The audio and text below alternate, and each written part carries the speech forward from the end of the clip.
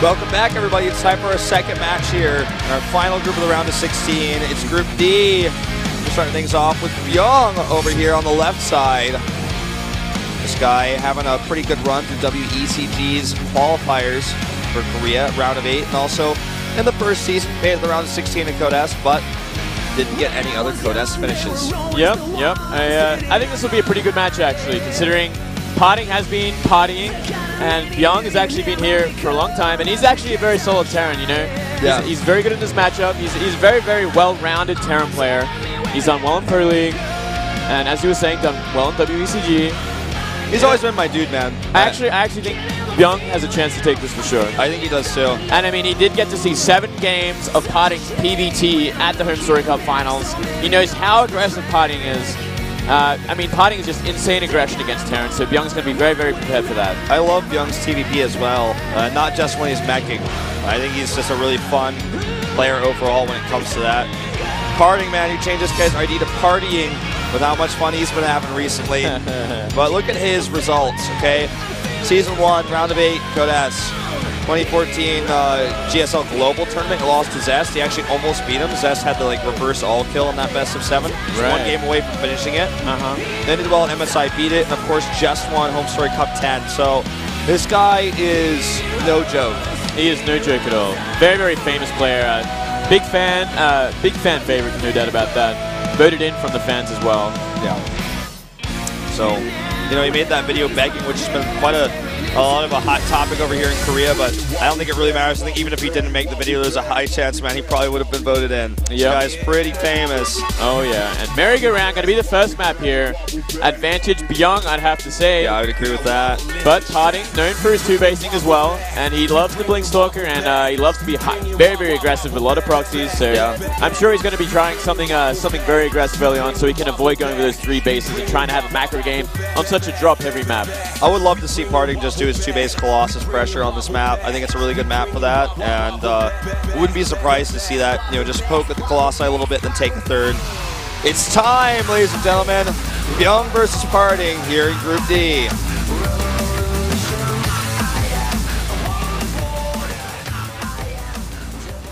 To the top left in blue. CJ enters Bbyong. Another Terran, the teammate of Sky High, who advanced yesterday. If he wins this group in first place, he will actually face his teammate in a TVT. That would be awkward. The bottom at 6 o'clock for Yowie Flashwells, the former SKT player. He is known as the one and only. Yo Flash Wolves Parting. There we go. Bbyong actually qualified for this by beating Creator, Armani, Sorry, and Sulky. So you know what, he went for a pretty tough bracket, beating Sulky especially as a Terran. Yeah. And we've seen what Sulky can do to Terrans. That's really impressive. Unfortunately for him, he's kind of out of luck if he wants to face any more Zergs in this tournament unless he faces Sulky again. Yeah. Because he's the only Zerg left. But I like Bbyong's TVP a lot. I think he's pretty solid in the matchup. He knows how to take a 3rd base apart with good drop aggression, good attacks. Yeah, he used to be really one of the Terrans that we'd look for in Pro League, where he'd be a Protoss killer at some point. Yeah, like, he was very good. Kind of dropped off since then, but you know what? It is the time for these players that have been hiding away to come back and really show their stuff this tournament. Certainly. Nexus first here. Yeah, didn't expect that. Yeah, Potting mixing it up. I mean, I think he has to because of what he showed at Home Story. 7 games of aggression. Like, Potting, Flash is very known for his more greedy style, his macro style. So, sure, it makes sense. But completely just flipping the table here. Nexus first. I like it a lot, but there is a Reaper on the way. So, Bbyong's going to kind of see everything and be able to react accordingly and maybe even get some damage in. Yeah. So, I mean, with that Reaper, might be able to get like 2 kills. I mean, he should probably be able to get about 2 kills if he really commits to, you know, microing that 100%. And is of course going to drop his CC down. The question for me is mostly about what does Potting do as a follow-up to this, because there's still so much you can do. Even if you go for Nexus first, there's aggressive follow-ups. That's how Protoss works, man. All you need is those gases up, and you can go right into tech and aggression. Yeah. Just ask anyone who has to face off against a Protoss. You never really know what they're going to throw at you. There's so many different tech choices. Got to be very, very diligent with your scouting as Terran. You got to find it. Otherwise, you got to be ready for just about everything. Those party guys are much better win rate in the matchup. If you look here in 2014. Yeah. Just yes, something to point out. But the SV is actually going to help out here, which is really annoying because they can do that extra bit of damage that might actually be able to finish. I think he might actually be able to, yeah, gets one. I think you get two here if he goes for that weak probe. Just shoot it one more time. Oh, so close. Yeah, bit of a miss there. Oh, he gets it. Oh, nice. Two is like the standard, and then sometimes you can get more than that. It's a healthy number. One more potential there, but the Mothership Core is almost out, so he will just damage this out. Yeah, he's scared of that. He saw that spinning animation that lets you know that's on the way, and he wants to get out of there. Just going to tap that Nexus a few times and then get out of there. Nice and fast factory, but it has been scattered already, so Party knows exactly what's up here.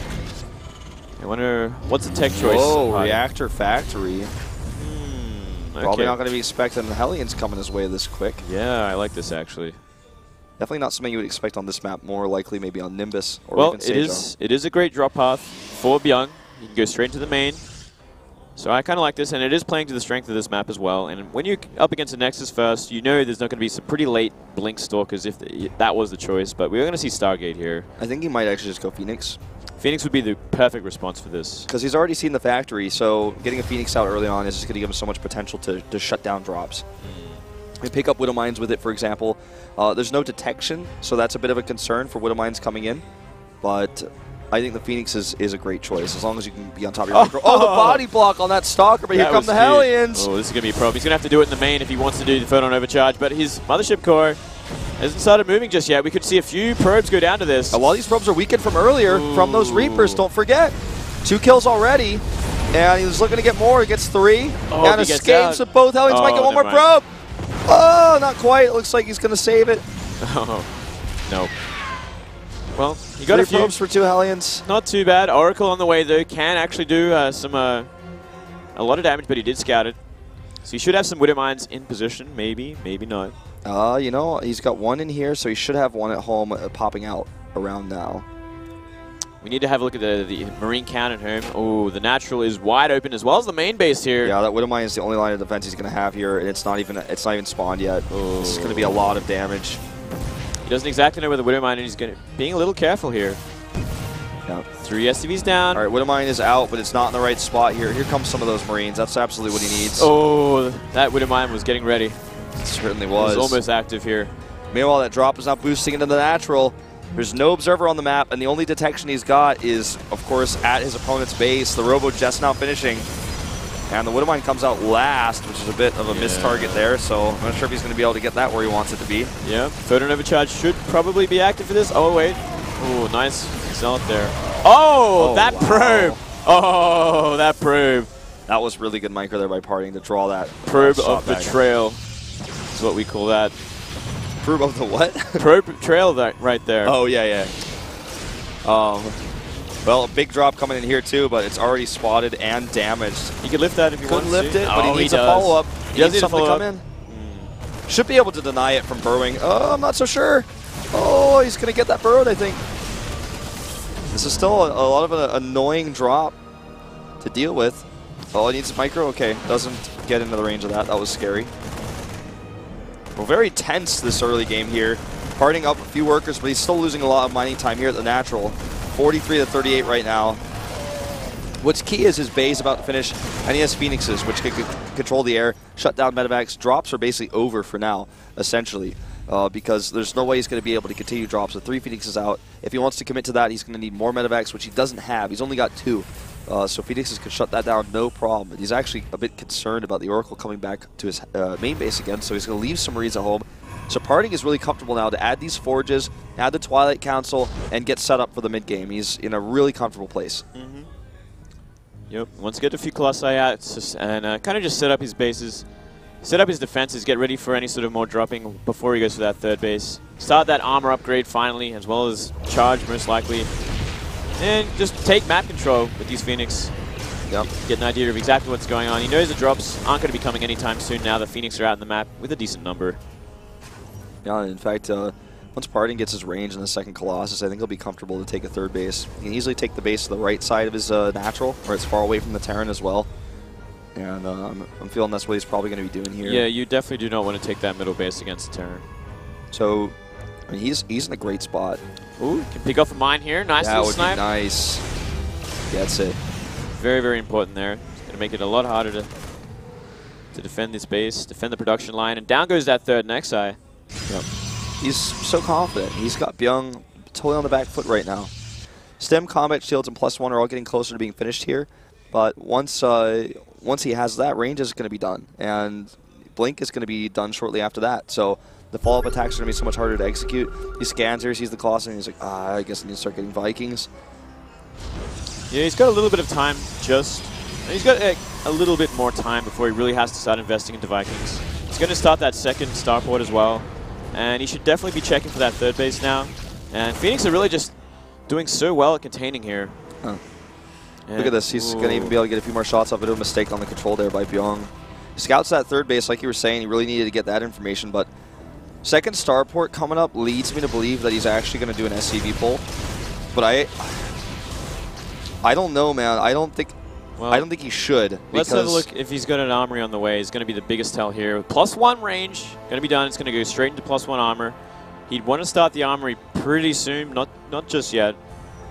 But then we'll really know if it's going to be like no armory anytime soon. Definitely could be an SCV pull, and I wouldn't blame him on this map. It is not a bad map at all to be doing it on. He has taken that third gas.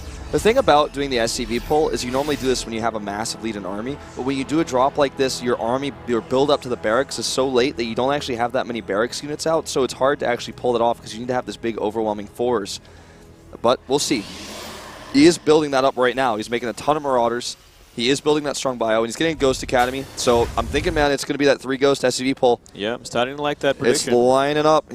It is lining up indeed. You want to have at least 3 Ghosts with that SCV pull to make things a little bit easier. Yeah. And it has to be a pretty quick timing. You definitely want to do it before any sort of Templar out. Storm will just wreck it completely. Right. And ideally before 2-2 if you can help it. Oh, yeah. Usually it's around a 1-1 base sort of timing here, so we could see it kind of come to a head once that armor is nearly finished. We'll get a much better idea. He keeps scanning because he's looking for the Templar Archives. He wants to see if that's already on the way or not, and he hasn't seen it yet. Doesn't necessarily mean that it's not there. It's just now started, in fact. Parting sees all these Vikings. I think he's just going to try to get set up for the defense. 5 gateways being added after he sees that. Yeah. Yeah, it's definitely looking that way. Another scan. He's looking for that. Oh, okay. In this case, looking for the Observer, which he does get. He gets rid of it. And yeah, it looks like he's really posturing up for it here. I think he's going to do it. And once those 3 Ghosts come out, I don't know how much damage is going to get done. I think this is the one timing he has. Armor is almost finished here, so the Ghosts are nearly out. This is all coming together very, very nicely. I think we will see the SCVs get pulled. Yep, I think so too. And he has, he has so many Vikings. It's all about the control here. Parting is going to have to make sure he can shut down those Vikings because that's the only thing that he needs to worry about. The bio can be ripped to shred by the Colossi if he deals with the Vikings. Well, that's going to be very, very difficult, especially with so much bio already. And that's quite a hefty number of Vikings. Here come those Ghosts right down the walkway. Let's see if those SCVs get pulled. He's got no armory, so if he's... Okay, here they come. Here he's pulling the boys. You can see on the mini-map. Yeah. Here they come. Well, it's going to be entirely up to Parting to get in position for this. He's going to have perfect position. And all right, getting these Vikings picked off early is very important. It's actually worth it for a stalker, I would say. Even picking off a few Marines here before the battle begins. He can force field here too, but he needs to be very careful with how he decides to use those force fields. He's only got 2 sentries right now, and the Colossi are eating a lot of damage here, much more than he would like. Where are the force fields? There they are, but his Colossi have already taken so much damage, and the bio leaks through.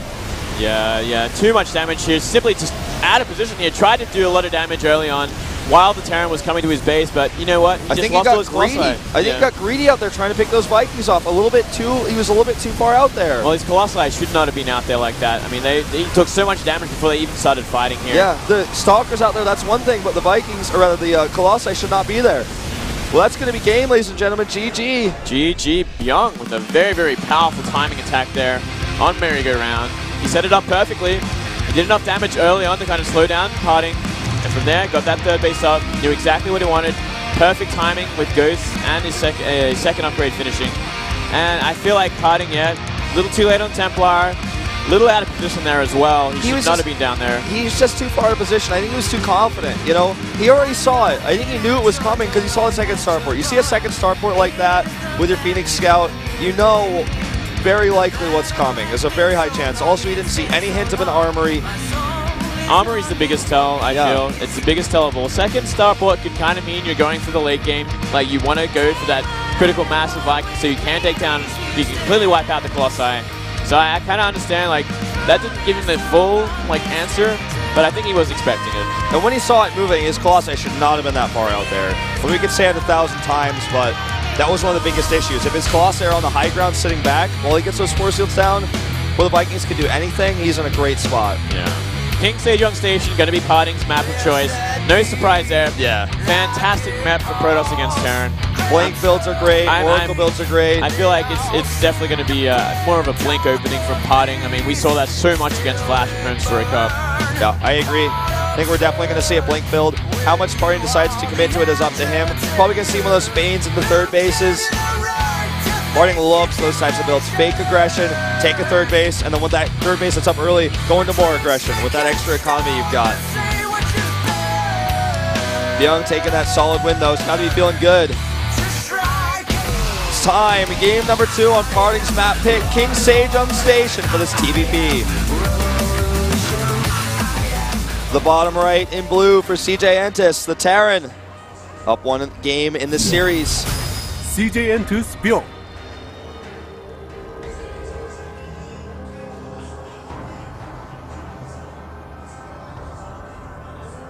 One of my favorite Terrans. And to the top left. Known for his Soul Train pushes.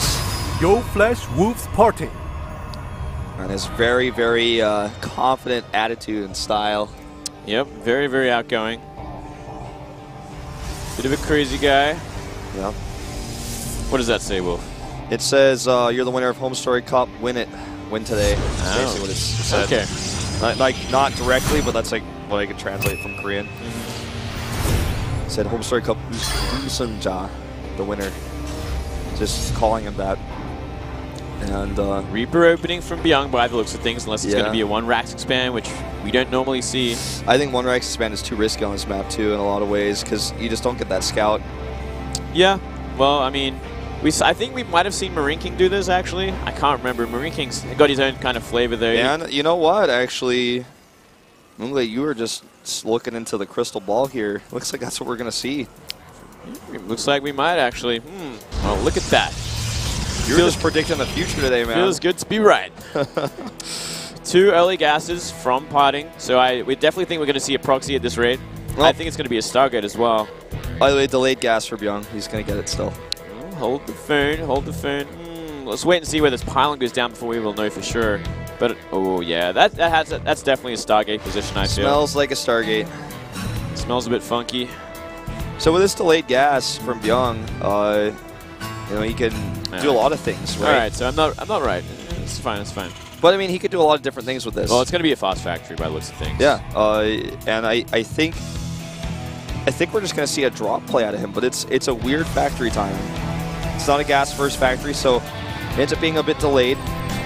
We'll see if he ends up doing something similar to what we saw Sky High do actually on this map with a later drop and a later attack like that. That is his teammate, so definitely some inspiration there, no doubt about that. And we are going to see a reactor on that barrack, so he's going to get 2 Marines out. Yeah, almost just looks like a reactor expand. Yeah, it's kind of an interesting opening here. The thing about a reactor expand versus Oracle, ooh, he decides to make it in the main after he sees no Nexus. Smart choice.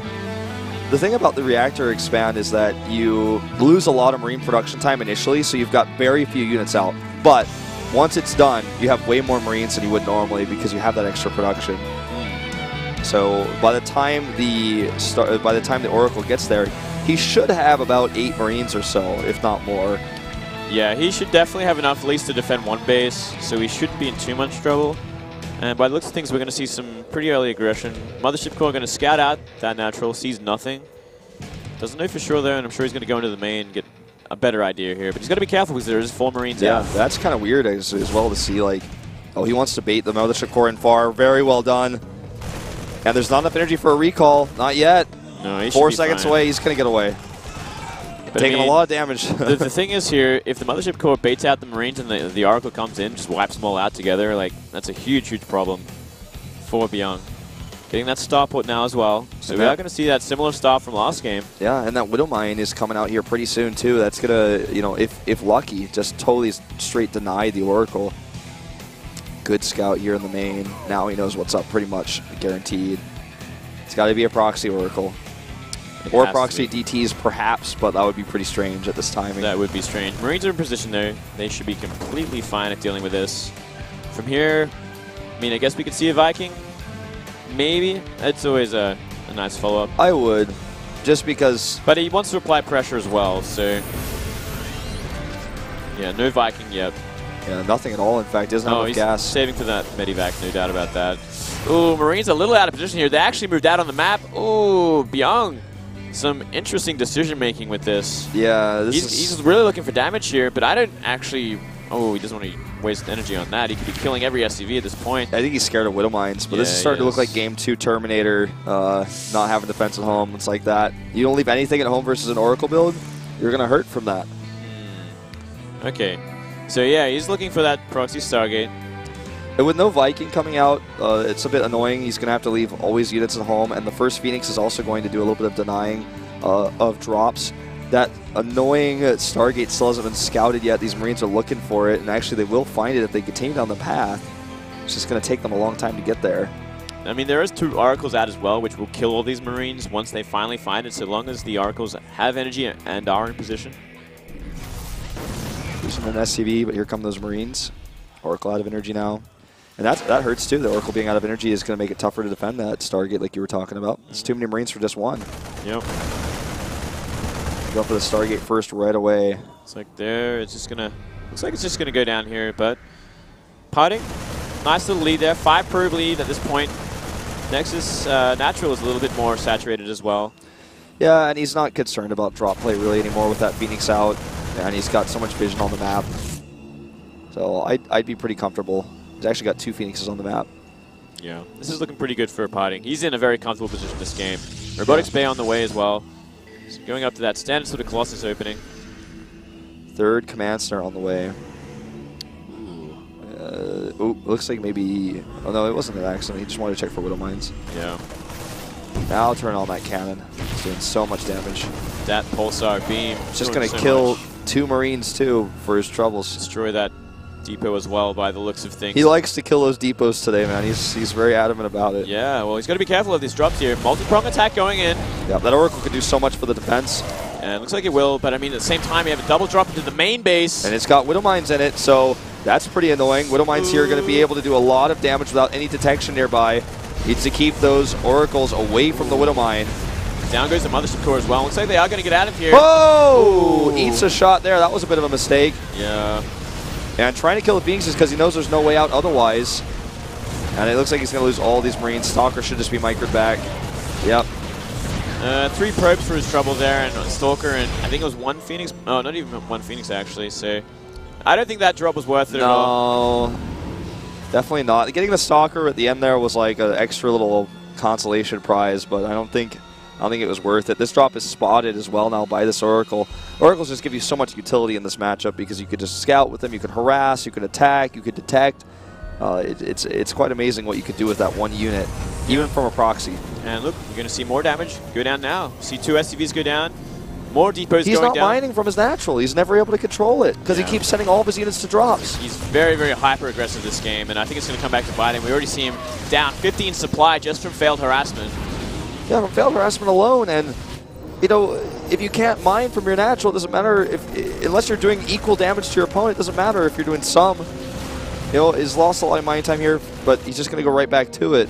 Yeah. A much better saturation, and he's got Colossi coming out. There's 7 Marines. The army size right now for Bbyong is 7 Marines. That's not really good at the 11:30-minute mark when you need to be harassing a Pross. He's probably about to take a 3rd now for free because he knows that you have no units. He's verified that because he's killed them all. He knows you've got nothing.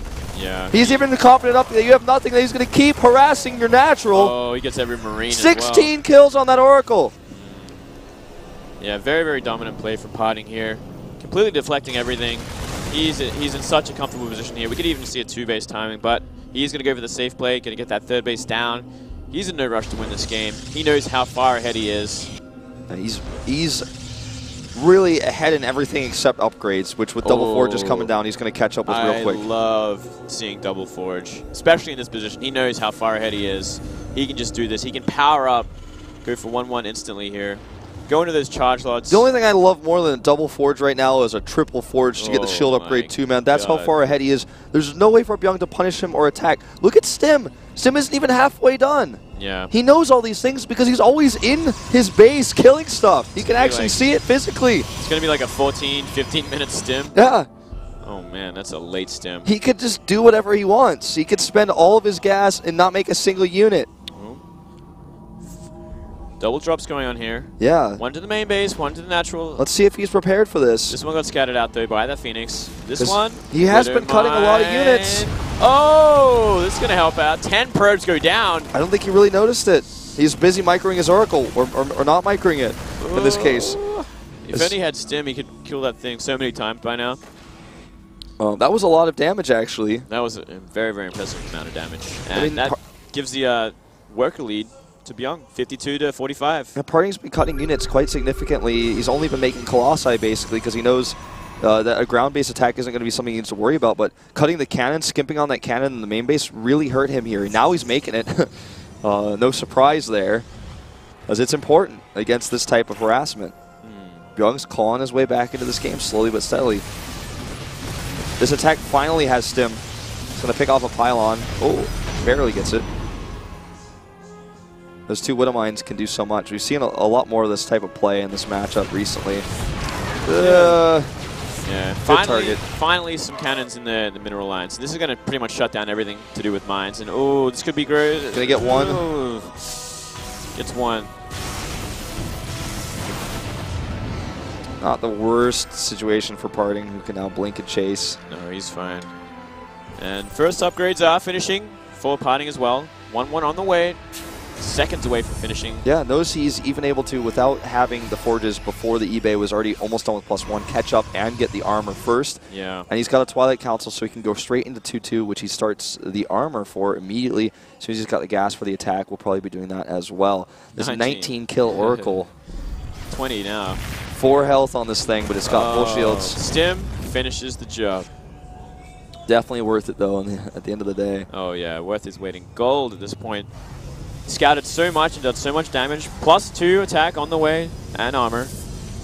So Parting is powering very, very well here. He doesn't really need Templar if he gets like 2-2 before anything happens. We did see the armory go down, so Bbyong isn't going to be pulling SCVs anytime soon. He's going to go for that late game. He's going to want to add some ghosts in. He's going to get those 2-2 on his Marines. Yep. Looks like he wants to do a 2-pronged attack here, heading towards the main base. The scan goes down, he reveals there's nothing much here, which usually it triggers a Pross to defend. He's actually going for 3 different drops. One in the natural here, one at the third base meanwhile, and that attack could actually go into the main base at any time. He's drawn the units all the way to the third base and at the natural, now heading into the main base, boosting in right now. And if those Colossi leave the third base is open again. The Parting just has so many units now, so much defense, it's tough to get critical damage done. Yeah, and oh, so many Widow Mines actually. Oh, but the Widow Mines kill both Medivacs, so not the best hits there. Everything's getting cleaned up, and Parting is not taking much damage at all, but Bbyong is maintaining this pressure and maintaining a supply lead of 30 at this point. Yeah. Looking solid, man. I mean, his army is huge. He's got a massive army, and he's using it. He's trading his armies for economy, for any snipes he can get on units. Now opening another pathway to the natural. He still has that force nearby the third base. He's taking a third base of his own, or excuse me, a fourth base of his own back at home. He's getting that command center ready. His upgrades are pretty behind, though. Something he needs to be concerned about going into the late game. Doesn't want to take a fight where he's down 2 upgrades, for example. Yeah, and he is down 2 upgrades at this point, I believe. We got +2 attack, finishing just now. Yep. +3 armor already on the way, so Parting very, very keen to get these upgrades going. Get this massive upgrade advantage on the way before he makes any sort of move out the map. The attack does draw these units back. Gets a probe kill there. But the main base, again, is exposed now, and he killed the cannons early. This is a big drop. Yeah, that's a very big drop. And there's only, like, 1 pylon powering most of those gates, in fact. There's 2 other pylons on the side, but if he snipes through those pylons, it could actually really hurt the production of parting. Still maintaining that 30 supply lead as well. Yeah, he just keeps trading pretty well with these drops. Now set up to drop in the main and attack the third base at the same time. Widowmine's here again. He really loves to add these in because they do so much extra damage. Picking off some pylons. This drop gets shut down pretty hard. But there's a lot of tech actually in the main that's exposed. Wow. Hitting the natural too. He's attacking everywhere. Oh, these 3-prong attacks are just doing so much damage. He could actually snipe the Nexus from up here. If he was focusing it just a little bit more, he's going to get out alive as well. Widowmine's cleaning up everything nearby. Ooh, nice. Saves most of those units. And there's still a very tiny force to the third. On his way out, he might just try to pick off a pylon and a few zealots. Yeah. Bbyong has turned this game on its head. It's hard to imagine that he'd be up 60 supply after how the early game started with how much damage he took from that early Oracle harass and how little damage his attacks did. You know, he's really turned this one around.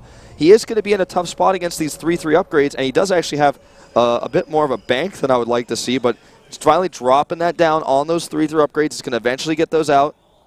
Might want to think about adding a Ghost Academy here pretty soon because we're eventually going to see those Templar.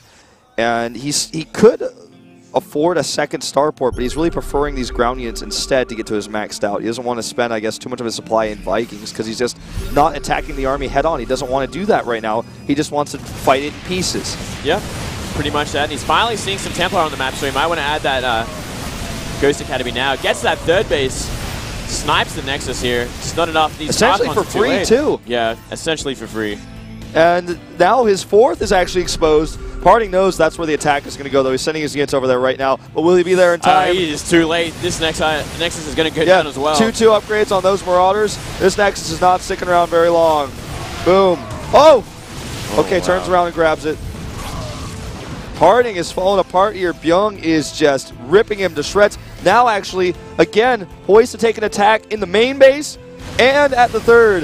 This Nexus is already low from earlier. He might just be able to target it down. Feedbacks on the medevac's not going to be enough because these medevacs have been working overtime on that energy. And finally, we're seeing Parting move out in the map. He knows he has to get something done. These attacks are just completely ruining him. It's essentially a base raid at this point. He has to get something done in Bbyong's base or he's just going to lose the game. Yeah, it's going to possibly come down to that elimination race. But look, Parting is sitting like a deer in the headlights. His army isn't even moving on the map. He's moving it back and forth. He's indecisive. And now he's walking home. It's too late. It's too late. He's not doing anything with that army. He's waiting for a pylon. He's waiting for a pylon. We doesn't even have money to warp in units, Moonglade. He doesn't have any probes left hardly either. This Nexus is barely holding on.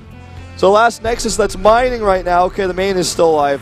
I apologize. The main is still alive. And I mean, there's a lot of Colossi outside, but there's not much of a buffer either. I think it's really going to come down to Bbyong getting enough sort of Vikings out in the map to really deal with this, or getting a great concave, kind of just wipe out the Colossi before they do too much damage.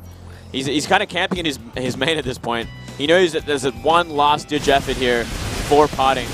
Well, if he can just keep eliminating this mining with this tiny army over here, then he knows that the follow-ups are going to be so much weaker without warp no, he doesn't even have an observer. This is going to do huge damage to him.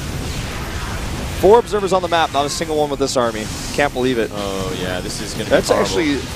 That's actually kind of an uncharacteristic mistake. Like that's a pretty important thing, right? Oh, and here we go. The final attack here. These this SFVs are kind of all bunched up. They're getting wiped out completely from these Archons and Colossi, but a great concave and enough Vikings should be able to clean this up. Yeah, with almost purely Marauders left on the ground too. That's it. GG. Bbyong with the 2-0. And a rough start to that second game, but pulls it back. Very impressive play. This absolutely in shape, man. Was incredible. Absolutely beastly. 4-pronged attacks at times. Attacking the 4th base that was warping and attacking the main base.